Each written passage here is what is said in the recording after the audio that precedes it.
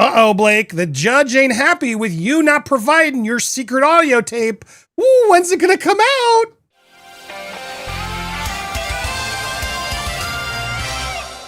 Welcome to Popcorn Planet. I'm Andy Signore. I'm live with It's Kim. We're enjoying our live show, and I wanted to make sure we at least taped this section for you guys all. If you want to watch the full live shows, you can always become a member on PopcornedPlanet.com. Sign up and watch all the replays, usually the night of or first thing the next morning. Our shows usually go on for an hour or two. But the main topic today you all get, and this is the fact that Judge Lyman seems to be having enough, finally put his foot down and calling out Team Lively for not providing this audio tape that clearly should have been provided ages ago. And it brings up a lot of questions, but just to go through it, Kim, help me sort of set this up. So sure. We're looking at, this is the first document. This is, what are we looking at in this one?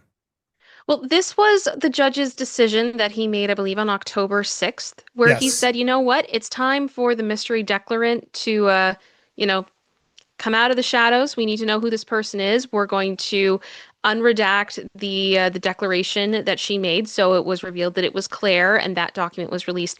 And in addition, what was supposed to be released was this audio tape of Steve Sarowitz. And Steve and team, essentially, I say it's Steve, but it is his representation. Back on, I believe it was September 17th, which is another document I have up there, the Wayfarer parties filed to say, hey, the materials, it's the second paragraph down there, the materials concern an alleged recording made by a witness of a conversation with defendant Steve Sarowitz without his consent.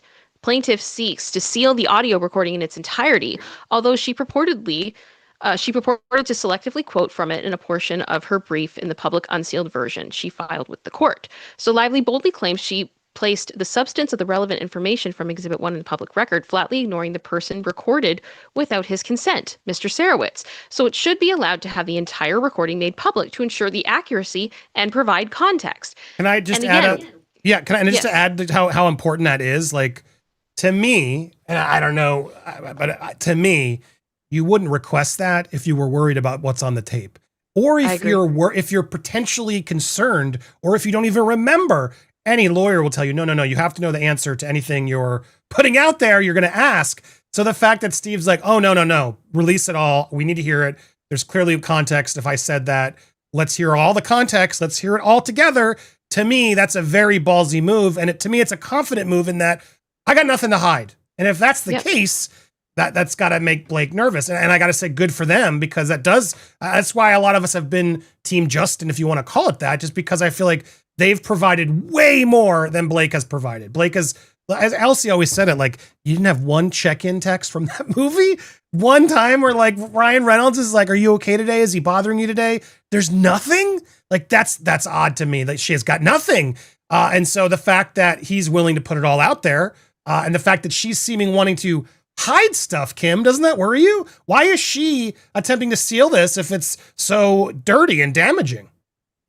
I'm not sure. I mean, I'm trying to also look at it from the perspective that recently there were some changes that were done to Pacer. And this is kind of like nerdy legal stuff, but basically system in which stuff gets uploaded and the public is able to see it.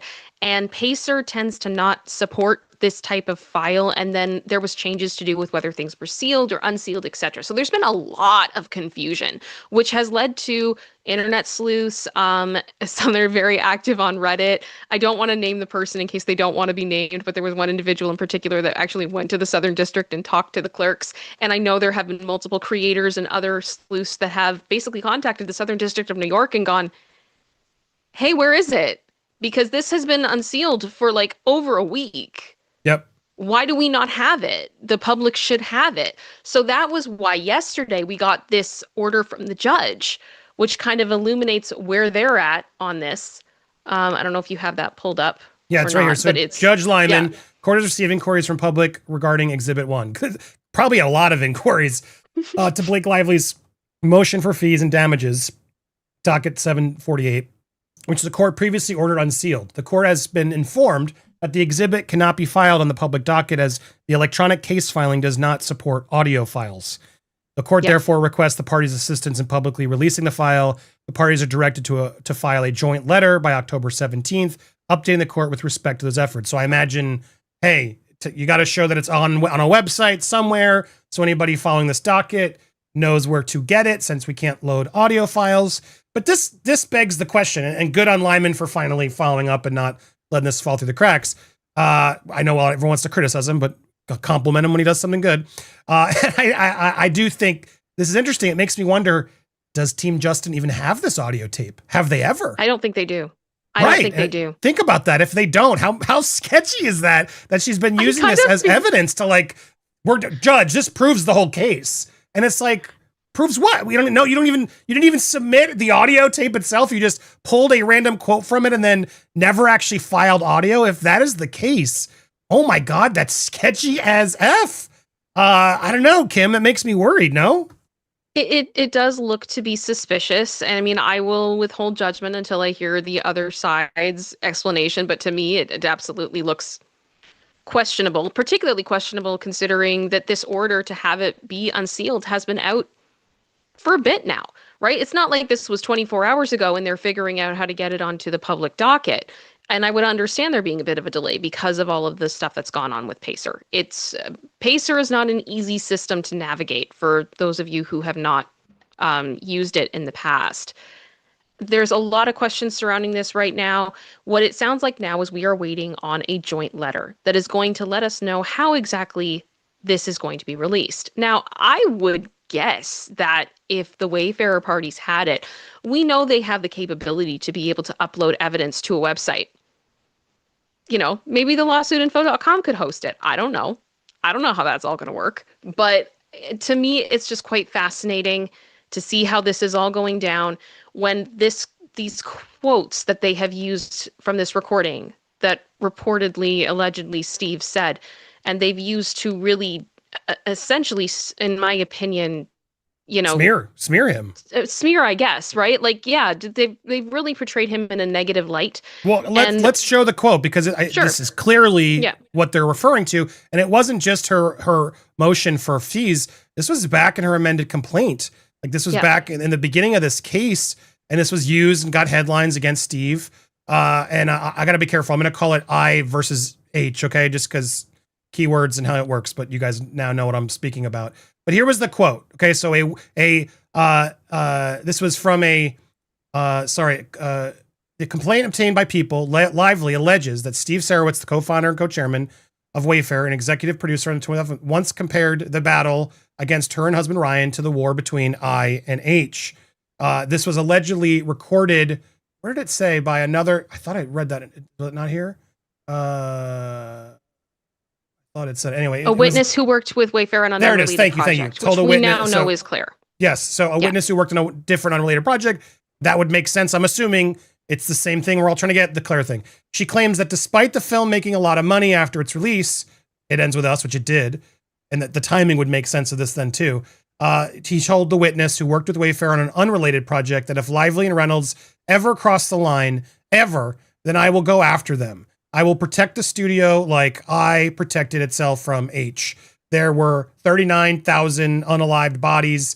There will be 2 unalived bodies when I'm done, minimum, he allegedly said per the complaint. Not dead, not unalive, but unalive to me. So that kind of unalive, but unalive to a lot of people, he continued, according to the complaint. If they ever get me to that point, then I'll make it worth their while, because I'm going to spend a lot of money to make sure the studio is protected. So that was the quote. Now, again, he corrected himself. At least that full context is there. So it's not like it's still, I'm sure, to some questionable. But what triggered this conversation? Like, why was it even brought up? What was happening? Was she doing this and recording it on behalf of Blake? Was she prodding? Was there, there's a lot of stuff that could go into the context of this that could make this more understanding, right? And so I don't know. I don't think this is retaliation. I don't think this is retaliation.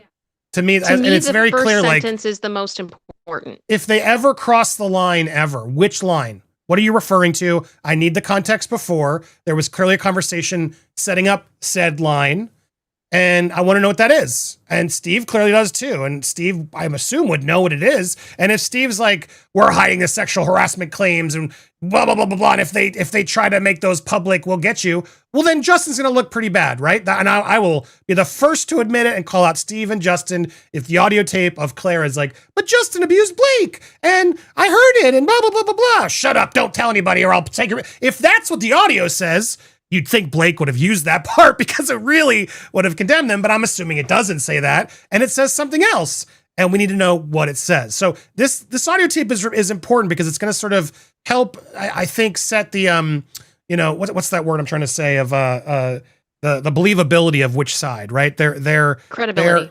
Their credibility. Thank you is the word I was trying to say. The credibility will be lifted a ton more than potentially already is for Justin's team, or less if it isn't what we think.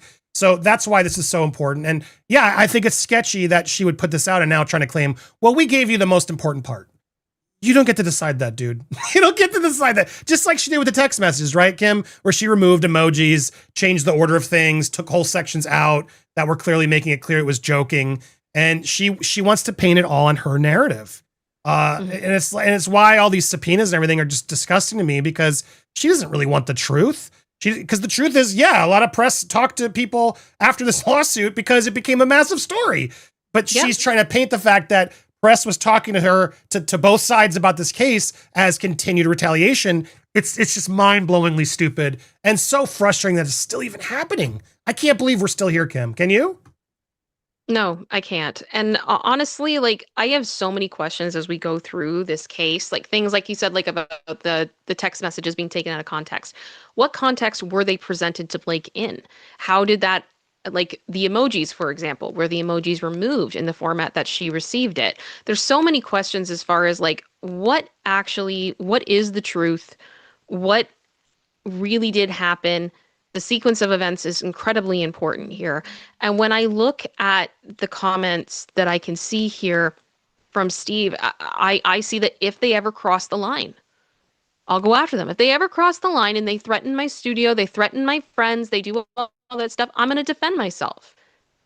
I don't think I would have said it the way that he did, but I also feel like there's a little bit of rambling there in the sense of like, okay, let me rephrase that. You know what I mean? Pissed. Like I'm mad, but let me rephrase this. Let me rephrase it. Okay. Not actually, but like to me, and maybe to some people that work with them, because they won't be able to work again because I'm going to expose what they've done because I'm angry. Like, you know what I mean? Like that's the way that I interpret it. By filing this lawsuit with the false claims clearly is what he is crossing the line, because he's now going after them. He's protecting the studio. He's calling her out, right? Exposing a lot of stuff that the Taylor Swift text, that's all of it. It's all very relevant because Blake decided to come after them. So I don't call this retaliation. This is a legal defense. They're allowed to. None of this came out until Blake decided to file a lawsuit. Now that's the problem, right? If she is doing this as sexual harassment and then they retaliate like that, that's where this whole thing is, and why it's not dead is because she's using that Me Too law and so much of that to keep this going. And it's scary because given the allegations, I don't know why she is. I don't know why she is. Guys, make sure to hit that subscribe button if you haven't already. Hit that bell for all alerts. Smash that thumbs up as well. And leave a comment down below. Make sure to check out the whole show over on Popcorn Planet to watch. Click sign up and then click the replays. And support It's Kim as well. The whole show was wild. I had a lot of rants and more. So check it out. Thank you all for watching. Thank you all for being here. We'll be back again next week live. My hearing's Wednesday, so send me good vibes. And stay tuned for more here on Popcorn Planet.